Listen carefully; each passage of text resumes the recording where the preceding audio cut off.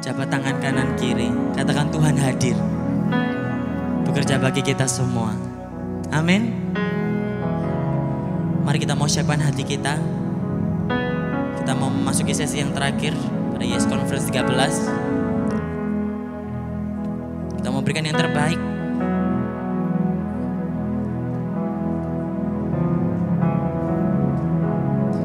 You are here, moving in our midst. I worship you. Sing it with your heart. I worship you. You are here, working in this place. I worship you. I worship you. Sekali lagi. You are here, moving in our midst. I worship you. I worship you.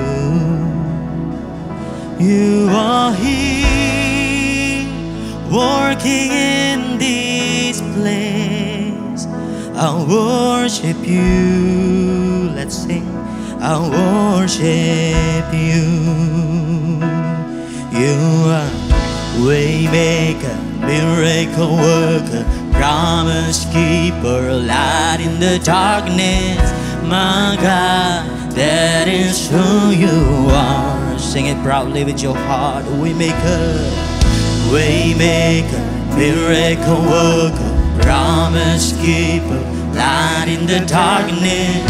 My God, that is who you are. You are here, touching every heart, touching every heart. I worship you. I worship you. You are here, healing every heart. I worship you. I worship you. You are here. You are here, turning lives around. I worship you. Sing, I worship you. Amen. You are here, made in every heart. I worship you. I worship you. Angkat kedua tanganmu, pujikan. Waymaker, waymaker, miracle worker, promise keeper, light in the darkness. My God, that is who you are. Yes, it is, yeah. Who you are. Waymaker, miracle worker, promise keeper, light in the darkness. My God, that is who you are. You are waymaker, miracle worker, promise keeper, light in the darkness. My God. One more time, with your heart, sing it. Waymaker, promise keeper, light in the darkness. My God, that is who you. That is who you are. That is who you are. That is who you are. That is who you are. That is who you are. That is who you are. Again, that is who you are. Give it more to Jesus. That is who you are. That is who you are. That is who you are. Even when I don't feel it, you working. Even when I don't see it, you working. You never stop, you never stop working. You never stop, you never stop working. Even when I don't see it, you working. Even when I don't feel it, you working. You never stop working. Even when I don't see it, you're working, Jesus. Even when I don't see it, you're working. Even when I don't feel it, you're working. You never stop working. You never stop.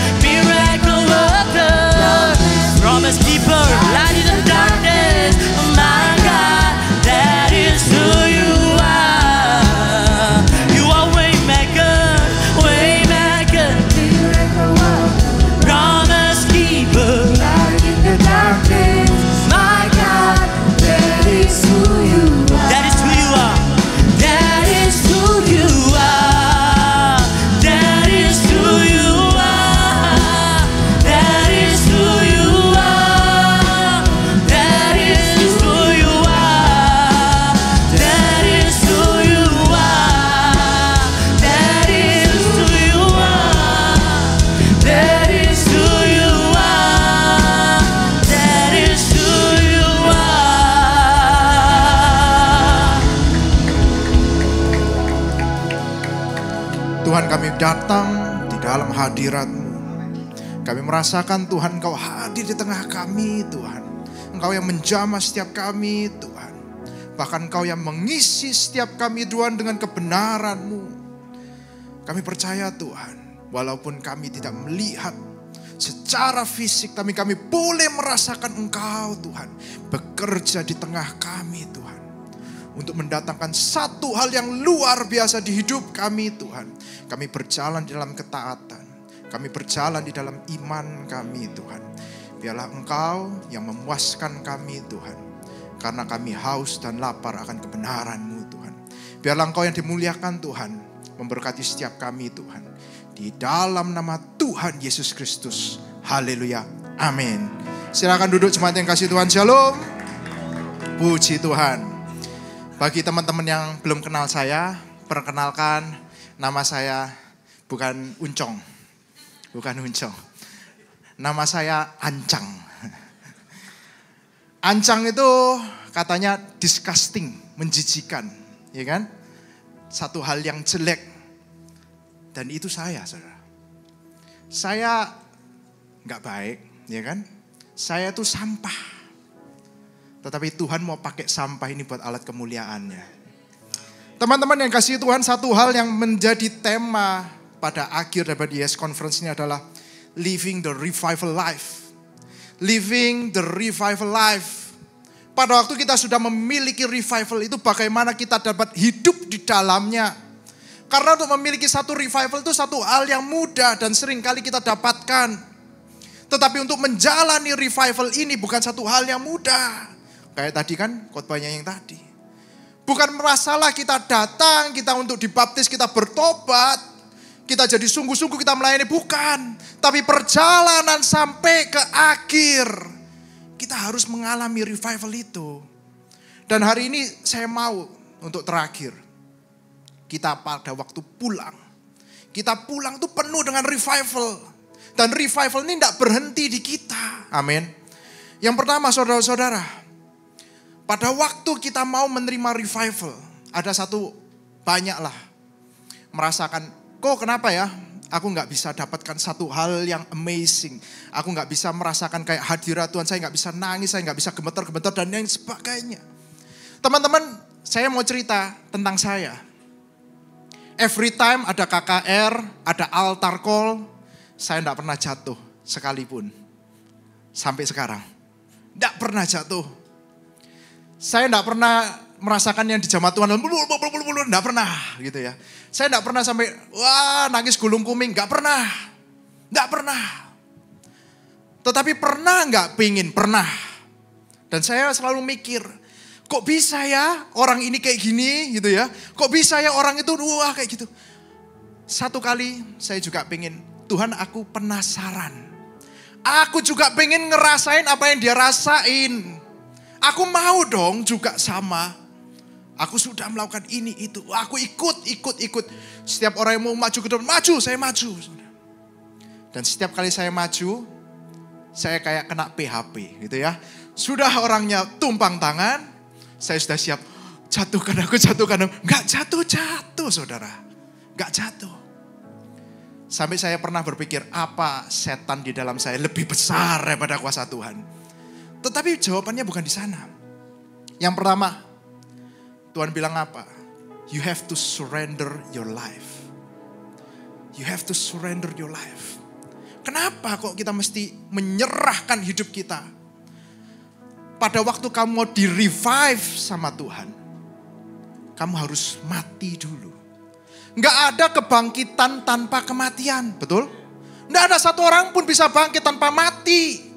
Maka dari itu Tuhan katakan sacrifice yourself first. Kita buka dulu di dalam Roma 6 ayat 5 sampai ke 7. Roma 6 ayat 5 sampai 7. Sebab jika kita telah menjadi satu dengan apa yang sama dengan kematiannya, kita juga akan menjadi satu dengan apa yang sama dengan kebangkitannya. Dan kebangkitan ini yang Tuhan mau kita rasakan. Bukan revival yang cuman begitu.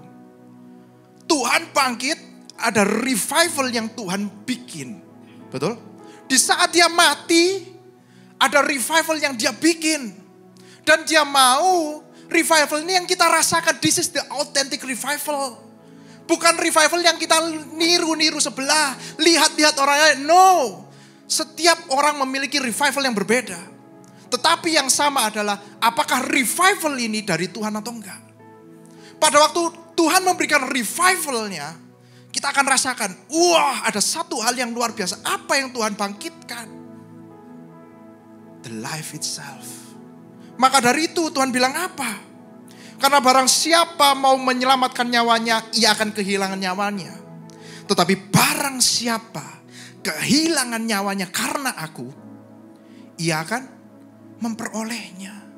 Sehingga pada waktu kita mau sacrifice our life, kita mau menyerahkan nyawa kita kepada Tuhan, hidup kita kepada Tuhan, kita akan memperolehnya satu nyawa yang baru.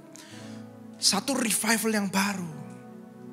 That's why di Roma 12 ayat yang pertama, maka dari itu persembahkanlah hidupmu sebagai persembahan yang hidup, kudus, dan yang berkenan kepada Allah. Betul? Persembahkanlah hidupmu. Dan pada waktu kamu mempersembahkan hidupmu, inilah Tuhan persembahanku, aku menyerahkan hidupku, engkau akan memberikan satu hal yang baru. Dan hidup yang Tuhan berikan satu hal yang baru ini, satu hal yang luar biasa. Yang tidak pernah kita bayangkan. Yang tidak seperti dunia tawarkan. Hidup yang dunia tawarkan berbeda. Teman-teman, kita selalu membahas bagaimana kita bisa bahagia. Bagaimana kita bisa senang dengan hidup kita, betul kan? Satu kali kita punya satu pembahasan, saya punya satu kesimpulan. Manusia nggak akan pernah bisa bahagia. Karena apa? Karena kita jauh dari surga. Hanya pada waktu di surga kita bisa bahagia. Karena di sanalah sumber kebahagiaan. Sehingga pada waktu kita jauh dari surga, every day kita nggak akan pernah merasa bahagia. Setiap kali kita bangun kita akan merasa bagaimana kita bahagia, bagaimana kita bahagia. Pelariannya kita lari kemana? Shopee, betul ya. Main games, pacaran, nonton, dan itu pelarian. Bukan yang utama. Betul kan? Karena itu gak bakal bisa menyembuhkan apa yang kamu punya namanya kebahagiaan. Sehingga pada waktu Tuhan memberikan satu life yang baru, Tuhan juga berikan a new purpose. A new kind of joy, a new kind of life. Yang kita gak pernah paham. That life yang saya mau katakan adalah the life yang penuh dengan joy. The life yang penuh dengan purpose. The life yang penuh dengan Yesus. Pada waktu itu kamu bisa nyanyi, Christ is enough for me. Betul kan? Christ is enough for me. Everything I need is in you. Everything I need. Iya kan? Kita nyanyikan lagu itu. Apakah betul Christ is enough for me? Pada waktu Tuhan berikan satu life yang baru. Apakah betul Christ is enough for me? Seringkali kita nyanyi tapi gak tahu artinya. Sampai satu kali saya juga bertanya pada Tuhan. Tuhan, aku sudah ikut Tuhan. Aku sudah melayani Tuhan. Aku sudah mendapatkan life yang baru dari Tuhan. Yes, I receive. Tapi apakah benar-benar Tuhan Yesus cukup buat aku? Filipi 4 ayat 11. Filipi 4 ayat 11. Kukatakan ini bukanlah karena kekurangan. Sebab aku telah belajar mencukupkan diri dalam segala keadaan. For I have learned how to be content with what I have. Aku telah belajar untuk merasa cukup dengan apa yang kupunya. Enggak cuma cukup dan rasa syukur yang luar biasa kepada Tuhan. Pada waktu kekurangan pun belajar. Dan ini pelajaran. Karena kamu gak bisa menerima langsung. Ini pelajaran saudara-saudara. Dan pada waktu kamu belajar, kamu akan kamu boleh nyanyi. Christ is enough for me. Christ is my joy. Christ is my Savior. Dan itulah saudara, Tuhan mau kita punya satu life yang seperti itu. Sehingga pada waktu kita menjalani hidup, kita lepas dari semua apa yang namanya dosa. Kita lepas dari semua beban. Kita lepas dari semua yang mengikat kita. Kita live free, full. Betul? Pada waktu kita nggak diikat dengan dosa, kita nggak diikat dengan dunia, kita akan merasa plong. Kita bisa merasa bersyukur. Kita bisa merasakan apa yang menjadi anugerah dari Tuhan. Dan itu Tuhan yang mau kita menyerahkan hidup. Supaya kita diberi hidup yang seperti itu. Pada waktu kita menyerahkan hidup kita, saya percaya revival pasti kita terima. Amin. Pertanyaannya setelah revival itu ada, api itu sudah menyala. When we are burning, how to burn without burning out. Poin yang kedua. Di dalam Keluaran ada burning bus, tahu ya? Bukan bus yang kebakaran, enggak. The burning bus, apa ya bahasa Indonesia? Semak belukar yang menyala, kena api. Betul ya? Apakah semak belukarnya terbakar? Enggak. Api yang dari Tuhan tidak menghanguskan, tetapi selalu menyala. Amin. Terus kenapa? Pada waktu kita rasakan revival, kita sudah nyala, mungkin seminggu habis apinya. Pak Fengki selalu bilang, oh kamu gak isi minyak. Ya mungkin kita gak isi minyak. Oh kamu gak isi tabungmu dengan panah. Ya mungkin kita gak isi tabungmu dengan panah. Tetapi ada satu hal yang Tuhan mau sampaikan di sini. Di dalam Imamat 10 ayat 1 sampai 2. Imamat 10 ayat yang pertama sampai yang kedua. Kemudian anak-anak Harun, Nadab dan Abihu, masing-masing mengambil perbaraannya, membubuh api ke dalamnya, serta menaruh ukupan di atas api itu. Dengan demikian mereka mempersembahkan ke hadapan Tuhan api yang asing, yang tidak diperintahkannya kepada mereka. Ayat kedua. Maka keluarlah api dari hadapan Tuhan, lalu menghanguskan keduanya sehingga mati di hadapan Tuhan. Saudara-saudara, pada waktu kita burning, kita punya api. Perhatikan api ini api asing atau api dari Tuhan. Kalau api ini asing yang Tuhan tidak kehendaki, akan menjadi masalah buat kita. Akan menghanguskan kita, amin. Seringkali api ini api asing. Apa sih api asing itu? Satu gairah, satu revival, satu rasa yang didukung bukan dari Tuhan, tetapi dari siapa? Dari keinginanmu, dari apa yang kamu inginkan, dari your desire, dari fleshmu, dari dagingmu.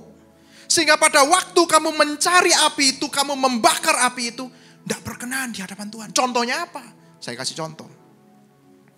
Pada waktu setiap kali kita mau khotbah, apa yang kita siapkan? Apakah kamu working out dulu? Kamu lari dulu? Kamu diet dulu? Kamu angkat beban dulu? Supaya pada waktu kamu tampil di panggung, wah, look my muscles, ya kan? Atau kamu latihan? Teman-teman latihan. Semua latihan. Latihan itu bagus. Tetapi pada waktu kamu latihan apapun itu, musik, latihan khotbah, bahkan latihan nyanyi, latihan apapun. Kalau kamu gak mendasari atas inginan Tuhan, itu jadi api asing. Betul? Kenapa kamu latihan? Karena aku gak mau salah. Kenapa aku gak mau salah? Supaya orang gak celah aku. Kenapa kok aku latihan nyanyi? Supaya kelihatan bagus. Yang dimuliakan siapa? Yang dimuliakan Tuhan atau dimuliakan yang nyanyi? Yang nyanyi. Apakah itu keinginan Tuhan? No. Itu jauh daripada keinginan Tuhan dan itu api asing. Amin. Jauhkanlah api itu daripada kita. Sehingga pada waktu kita menjauhkan api asing itu, saya percaya pasti api yang murni akan kita dapatkan. Terus 1 Petrus 1 ayat 6 sampai yang ke-7.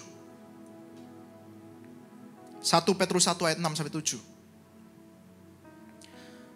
Lalu pada waktu kita memiliki api apa ini? Bergembiralah akan hal itu. Sekalipun sekarang ini kamu seketika harus berduka cita oleh berbagai-bagai pencobaan. Terus 7. Maksud semuanya itu ialah untuk membuktikan kemurnian imanmu. Yang jauh lebih tinggi nilainya daripada emas yang fana, yang diuji kemurniannya dengan api. Sehingga kamu memperoleh puji-pujian dan kemuliaan dan kehormatan pada hari Yesus Kristus menyatakan dirinya. Ada fire, ada api. Api yang dari Tuhan gak menghanguskan. Api yang dari Tuhan memurnikan kita, amin. Sehingga pada waktu kita berjalan, api ini terus memurnikan. Dan memang gak enak dimurnikan. Kita merasa duka cita, betul? Tetapi percayalah, ada satu hal yang baik yang Tuhan mau rencanakan. Saya kasih contoh, saudara. Saya punya anak 2, satu kelas 2 SD, yang satu baru masuk TK. Yang kelas 2 SD ini struggling ya sama pelajarannya, especially matematika. Dan saya merasa ini satu hal yang sulit memang, perkalian. Dulu saya masih kecil, saya juga sering dipukul sama orang tua masalah perkalian. 1 kali 10 berapa? Bingung. Pukul. Terus saya ngelihat anak saya. Ditanyai mamanya, pertanyaan yang sama. Dejavu begitu ya. 1 kali 10 berapa?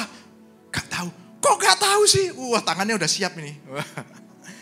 Every time saya pulang ke rumah, anak saya nangis, saudara. Nangis. Di depan anak saya ada mamanya yang lagi marah, gitu ya. Sambil menahan tangannya gitu kan supaya dia nggak mukul, tapi dia marah luar biasa. Sampai satu kali anak ini terus nangis, dia setiap kali aku pulang dia rangkul saya, mamanya jengkel. Aku lu belum pukul, belum pukul saudara, haleluya, belum pukul kamu udah nangis gitu kan, saudara. Tapi satu hal, pada waktu dia XIII hasilnya 100. True story. Pada waktu dia dapat 100, dia pulang, dia tunjukin, Daddy aku dapat 100. Wah, give me money. Anak zaman now ya kan. Kamu misalnya dapat sesuatu, kamu minta reward, give me money. Dia bilang give me money. Tapi Tuhan tahu nggak? Tuhan berikan satu rema luar biasa. Tuhan tuh menyesah mendidik kita. Betul kan? Dia mendidik kita. Yang dia didik bukan satu hal yang mudah. Mungkin seringkali kita nangis di dalam prosesnya. Tetapi satu kali kita sudah lewat di dalam prosesnya, kita akan sukacita mendapatkan hasilnya. Amin. Kita akan sukacita, kita akan bilang, aku dapat 100. Aku dapat 100. Itu loh revival. Itu loh kamu gak burning out. Kamu terus konstan untuk punya api. Kamu berjalan, kamu dipurify terus dan kamu setia di dalam purify itu. Seringkali di dalam purify-nya Tuhan, apinya Tuhan, kita gak setia. Kita mulai mundur. Kita mulai mencari hal-hal yang lain. Kita mulai menyalahkan orang, kita mulai menyalahkan Tuhan. Kita mulai bilang, sudah, lebih baik saya jadi jemaat. Daripada saya pelayanan, saya sibuk, saya jadi satu hal yang luar biasa di gereja, tetapi hati saya tidak damai sejahtera. Sering kali seperti itu, betul? Sama saya juga. Dan setiap kali saya mau quit, saya mau resign, saya selalu tanya sama Tuhan, Tuhan, apakah aku harus stay? Apakah aku melangkah? Dan sampai sekarang Tuhan masih jawab, ya, stay. Pada waktu itu juga kita juga mesti tanya sama Tuhan. Tuhan, apakah aku harus stay? Apakah aku harus melangkah? Apakah harus tetap melayani? Dan jawaban Tuhan tetap akan sama. Ya, stay, melayani. Sampai satu kali Tuhan bicara beda, saya tidak tahu. Tetapi pada waktu Tuhan bilang kamu stay, setialah di dalam api kemurnian itu. Amin. Dan api itu akan terus menyala kalau kita taruh fuel, kita taruh oil, betul? Kita taruh api, kita taruh satu anak panah, terus api itu akan menyala. Poin yang ketiga, We have to live to revive. Pada waktu kita sudah di-revive sama Tuhan, revival ini bergerak, tidak stay di kamu. Amin. Karena pada waktu revival ini stay di kamu akan jadi egois. Aku akan bilang, oh cukup. No. Roh ini akan menunjukkan kamu supaya kamu terus melangkah dan bergerak.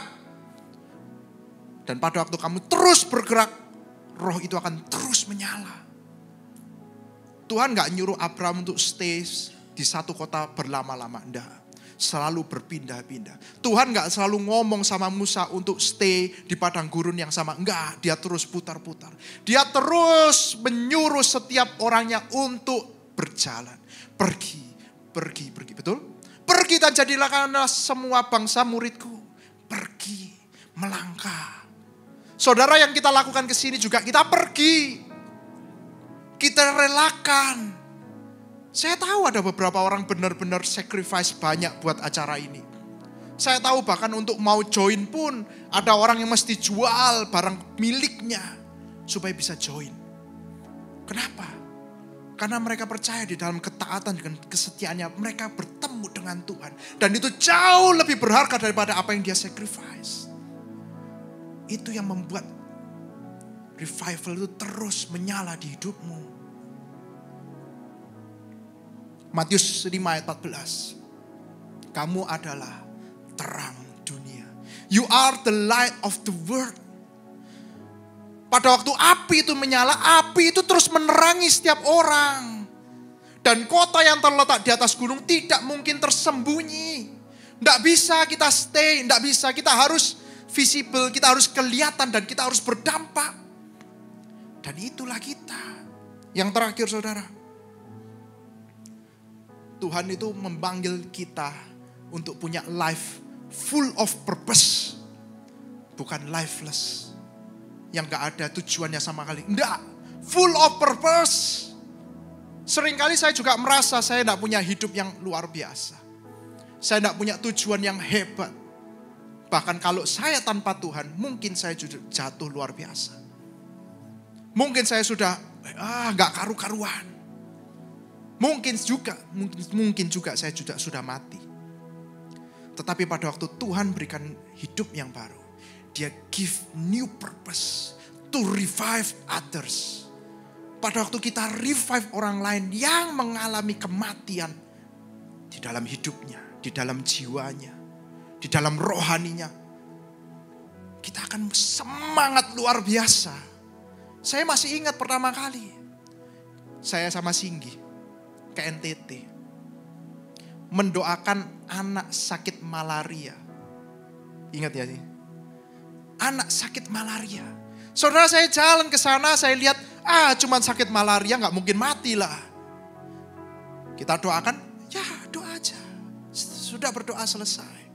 Selesai berdoa, saya merasa ya biasa aja karena sakit malaria, minum obat sembuh.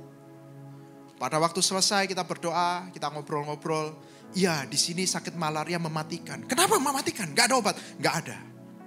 Mau ke rumah sakit jauh? Gak bisa. Perjalanan susah. Saya baru tahu. Setelah berdoa. Kita adain KKR. Setelah KKR. Saya lihat anak itu lompat-lompat. Wih, lompat-lompat. Tadi tidur. Gak bisa gerak. Lompat-lompat terus dia datang. Dia salami tangan saya. Kak, terima kasih. Saya bingung. Kenapa kamu terima kasih sama saya? Dan pada waktu itu saya nangis. Ternyata saya dipakai Tuhan. Amin. Dan itu satu joy yang luar biasa kita boleh dipakai Tuhan. Amin. We live to revive. Anak yang harusnya mati, hidup kembali. Dan hidup yang dia dapatkan dari Tuhan adalah hidup yang luar biasa. Full of joy, full of life. Terakhir, Lukas 1. Ayat yang 17. Lukas 1 ayat 17. Saya undang semua untuk bangkit berdiri. Kita mau baca ayat ini bersama-sama. 1, 2, 3. Dan ia akan berjalan mendahului Tuhan dalam roh dan kuasa Elia. Untuk membuat hati bapa-bapa berbalik kepada anak-anaknya. dan hati orang-orang durhaka kepada pikiran orang-orang benar. Dan dengan demikian menyiapkan bagi Tuhan suatu umat yang layak baginya. Ini purpose yang Tuhan kasih buat kita. Amin. Dia siapkan supaya kita menjadi Yohanes. Yohanes yang terus membawa jiwa-jiwa kepada Tuhan. Yang terus merevive orang-orang hati yang hancur. Merevive satu koneksi yang hancur bersama dengan Tuhan. We live to revive. Amin saudara. Mari kita tundukkan kepala, kita mau berdoa. Kami mengucap syukur Tuhan.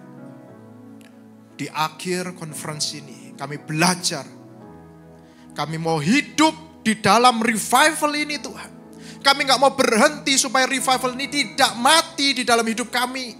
Kami tidak menyia-nyiakan api yang telah Tuhan berikan kepada setiap kami. Kami mau api ini tetap menyala. Kami gak mau ada api asing yang boleh ada di hidup kami, yang akan merusak kami. Dan biarlah kami tetap Engkau murnikan Tuhan.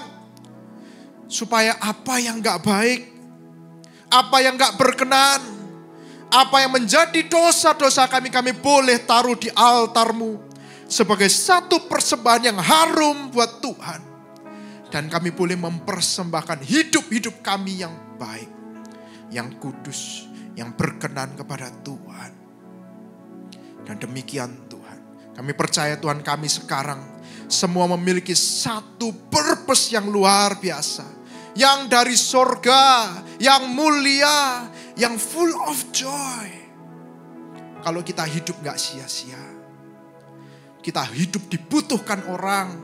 Bahkan kita dinanti-nantikan orang. Orang bersuka cita karena kita ada. Karena kita diutus Tuhan. Engkau yang seharusnya juga sama seperti saya. Seorang yang gak baik. Disgusting. Orang pandang remeh. Orang pandang gak berharga. Orang pandang gak berguna. Tuhan boleh pakai kita semua buat jadi alat kemuliaan-Nya. Kami mengucap syukur Tuhan kepadamu. Let the revival stay in our life. Biar revival ini terus Tuhan. Kami bawa kemanapun kami pergi. Dan kami gak akan lupakan Tuhan. Kami mengucap syukur Tuhan. Dalam nama Tuhan Yesus Kristus. Haleluya. Amin. Amin.